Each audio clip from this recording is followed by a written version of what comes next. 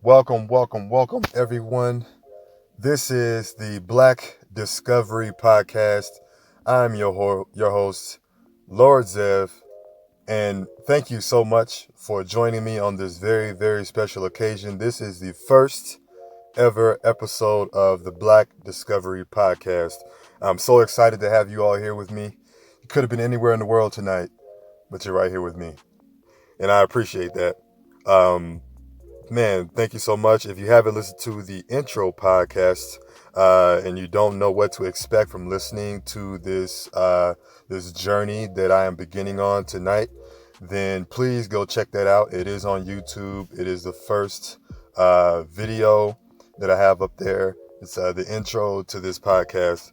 And just a quick recap. I wanna reassure people when they hear the title Black Discovery Podcast. I want to just um, put you at ease, and people that want to support me, I appreciate you tuning in. But this is not a Black History podcast by any means. It is not a on this day, so and so did this and he invented that, and then it's not that kind of podcast. This podcast is to just highlight all of the amazing things that Black people do or say, or their movements happening in the world, and it may not even be Black people specifically.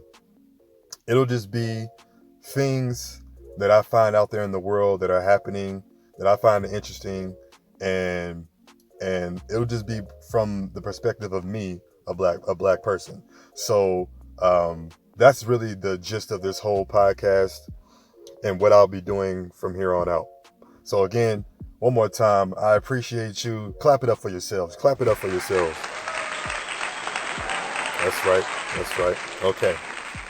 Now, for this week, I am very excited to let me give you a little bit of backstory on how I even decided, to pick my first topic for this podcast.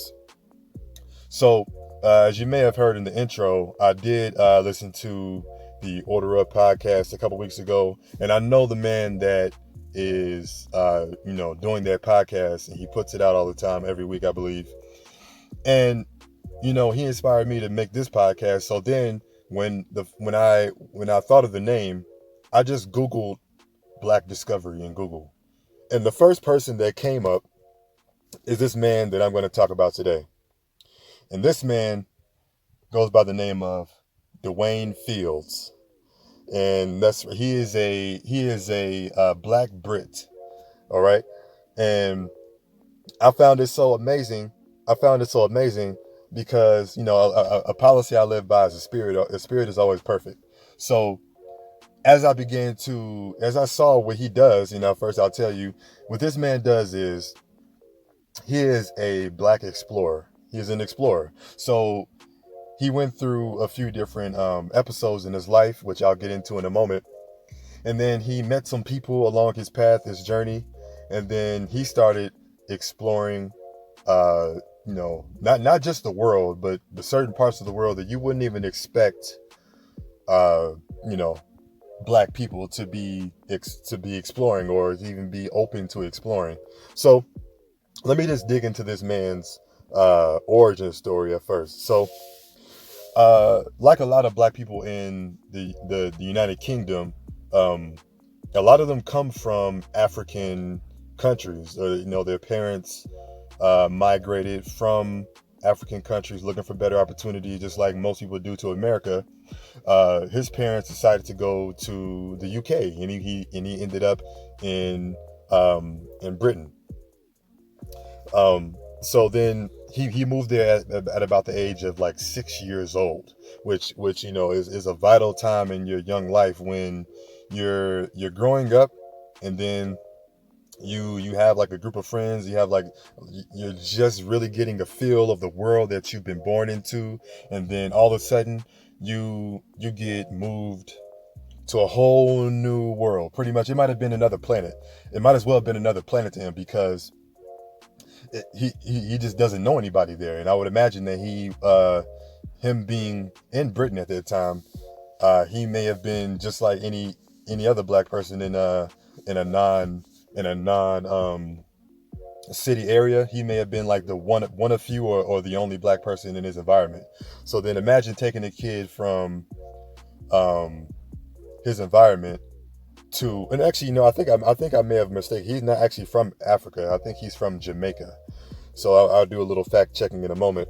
So he gets uprooted from his environment that he grew to know and love for like with the first 6 years of his life, and he gets plopped down in the middle of this environment full of people he doesn't know, full of people that don't look anything like him, that he probably doesn't have much to relate to, and then it just kind of like snowballs into him, uh, you know, discovering himself in a different way than he would have been challenged to had he grown up in his own country.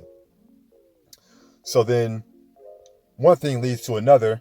I'll leave the sources in the description. So I really recommend you guys go and um, look into the articles. I'm going to post the links to the articles so you can really, really read through. Because I don't want to. Because again, I don't want to make this like a Black History book report.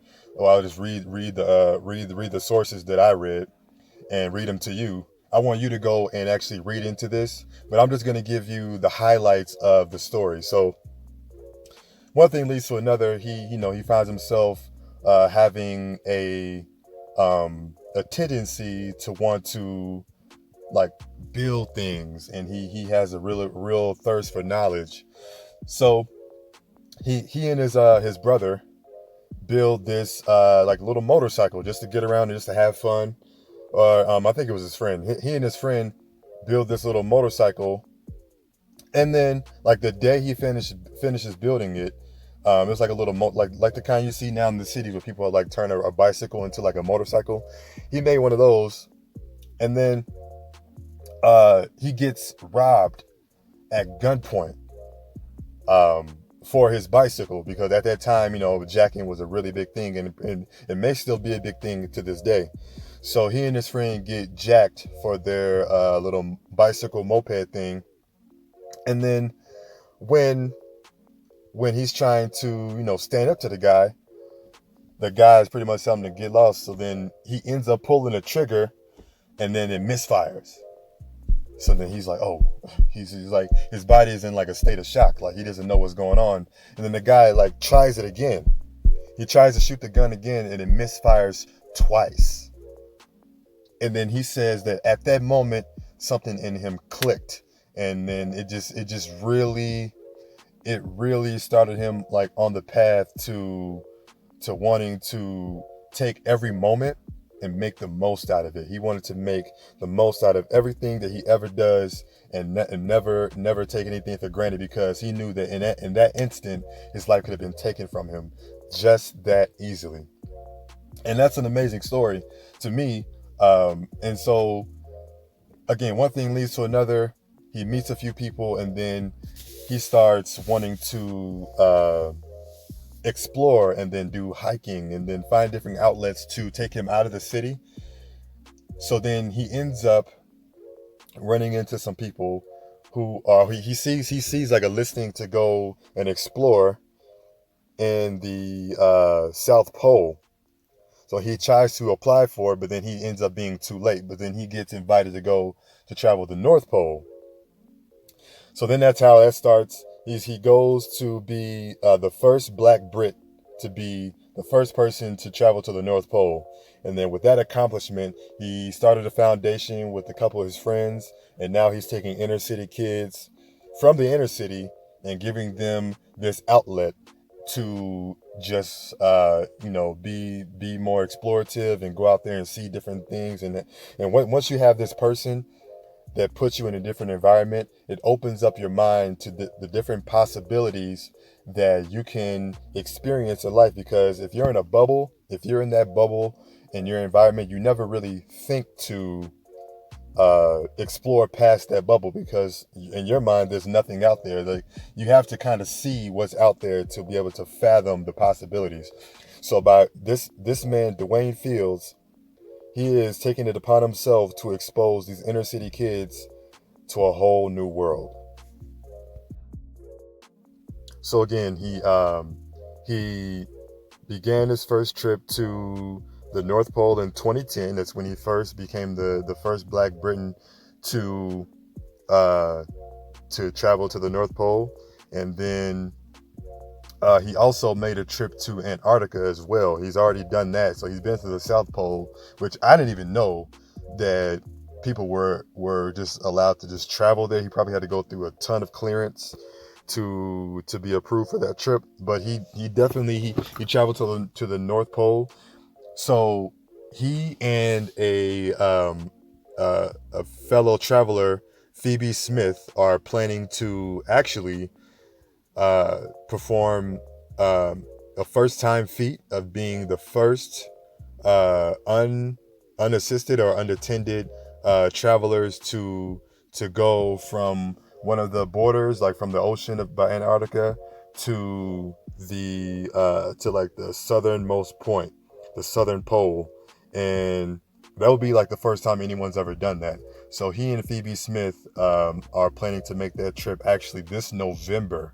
um, I haven't seen anything as far as like how coronavirus is affecting that. I would imagine that with there being so very few people on the South Pole or on Antarctica, like I think there's like a few different countries have like a military base out there, but or some kind of like scientific. I think maybe even NASA has like some bases out there, but for there to be so few people, I doubt that coronavirus really has any kind of effect on this. So they're planning on doing that this November, which is insane to me. Like, you know, there's probably like not much out there. They have to carry all of their you know, sustenance on them, which would make the trip incredibly hard. You know, there's you know, maybe some penguins or something. I don't think they'll be doing any hunting out there. I think maybe there's some penguins near like the ocean lines, but once you get too far inland, I don't think there's much out there for anyone to you know, to find. And then after that trip, so after they come back from this trip this year, that's when he's actually going to take the group of inner city kids next year in 2021.